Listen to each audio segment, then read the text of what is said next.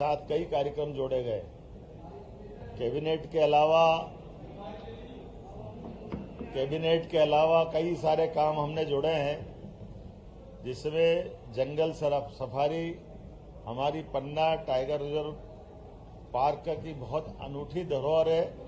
पन्ना का national park भी न केवल टाइगर के अभयारण्य की दृष्टि से बल्कि हाथियों के लिए भी ये आदर्श स्थान है और हाथियों के परिवार भी बढ़ रहे हैं। यहाँ कल पन्ना नेशनल पार्क में 10 नई कैंटर बस जो आरामदायक 19 पर्यटकों को लेकर के अंदर जा सकती है, जिससे पर्यटन बढ़ेगा, पर्यटन से जुड़े हुए लोगों को रोजगार मिलेगा, कई सौगातें मिलेगी। ये अन्य सफारी वाहन की तुलना में लंबी और ऊंची है, बेहतर दृश्य दिखाई देगा और आरामदायक भी रहने वाली है। अधिक सीट उपलब्ध होने से एक साथ बड़े ग्रुप में उसमें जा सकते हैं। एक और बड़ी सौगात, जिस कन्वेंशन सेंटर में हमने ये पूरी बैठक का आयोजन किया है, G20 के बाद इस कन्वेंशन का प्रदेश में देश के लिए अंतर्राष्ट्रीय स्तर पर बेहतर उपयोग हो सके, इसलिए कैबिनेट भी की और समीक्षा बैठक करते हुए पूरे प्रदेश का और देश का ध्यान आकर्षित किया है।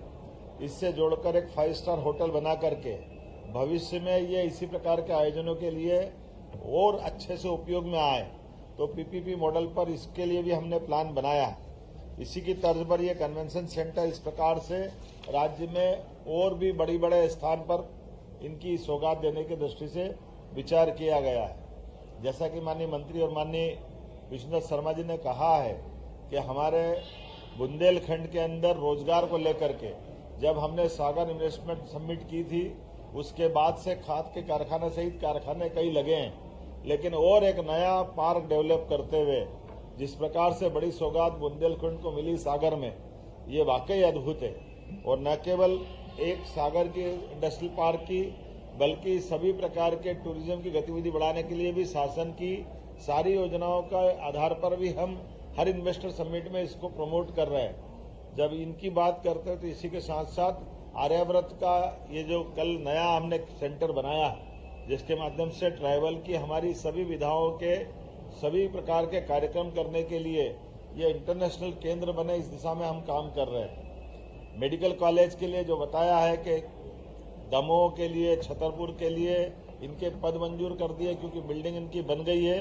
और इसी के साथ साथ हमारे पन्ना और कटनी के मेडिकल कॉलेज भी अगले साल प्रारंभ होंगे, अर्थात दमोह, पन्ना, साथ साथ हमारा कटनी, छतरपुर, ये 4 मेडिकल कॉलेज की सौगात हमारी अगले ही सत्र 6 महीने बाद यहीं इसी बुंदेलखंड की धरती पे देंगे। ये बुंदेलखंड कई कारण से GI टैग मिला है, जिसके आधार पर स्टोन की इंडस्ट्री की बड़ी संभावना, जो पत्थर की अलग अलग तराशी हुई प्रतिमाओं से लेकर के फर्नीचर क्लस्टर तक हर क्षेत्र में हम प्रमोट कर रहे हैं। लेकिन केन बेतवा नदी जोड़ो अभियान के माध्यम से एक और बड़ी परियोजना यहाँ मंजूर की है, जिसके आधार पर यहाँ के किसानों को खेती की पानी मिलेगा, पीने की पानी की सप्लाई रहेगी और इंडस्ट्री को भी पानी मिलेगा। बताने के लिए तो बहुत कुछ है। एक राष्ट्रीय परियोजना के समानांतर 2 NH को जोड़ने वाला एक 4 लेन का नया प्रोजेक्ट भी हमने आज मंजूर किया है। लगातार इतनी सौगातों के बलबूते पर सच में आज हमारी ये कैबिनेट अमर हो गई है। मैं उम्मीद करूंगा विकास के इस कारवां में लगातार हमारी सरकार के माध्यम से, यशस्वी प्रधानमंत्री के माध्यम से ये जो सौगातें मिल रही है, लेकिन उससे एक बड़ी और उपलब्धि भी यही बैठक चलते चलते भी हासिल हुई है।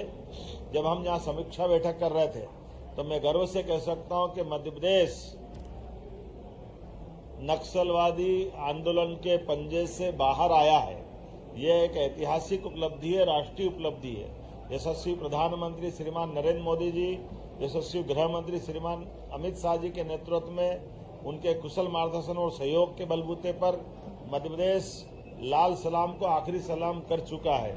ये हमारी कानून के आधार पर व्यवस्था चलाने का बड़ा उल्लेखनीय उदाहरण है।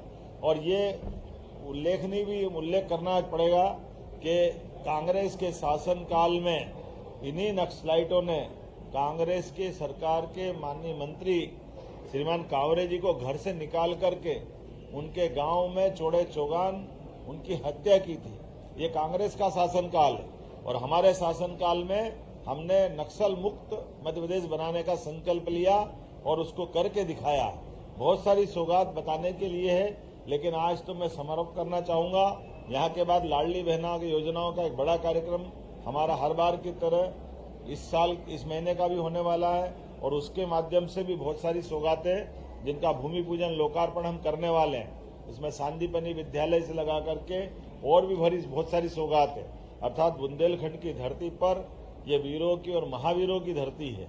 यहाँ पर विकास भी है और विकास के साथ भविष्य की संभावना भी है। माइनिंग का सेक्टर भी है, इंडस्ट्रियल टूरिज्म के साथ इंडस्ट्रियल पार्क भी बनाते हुए सभी प्रकार से रोजगार दिलाने के लिए कांग्रेस के शासनकाल में जो बड़े पैमाने पर पलायन होता था, उस पलायन को खत्म करके यहीं पर रोजगार के अवसर उत्पन्न करते हुए देश भर के बाकी लोगों को भी रोजगार देने की धरती हमारा मध्य प्रदेश बन रहा है, बुंदेलखंड बन रहा है। मेरी अपनी ओर से बधाई।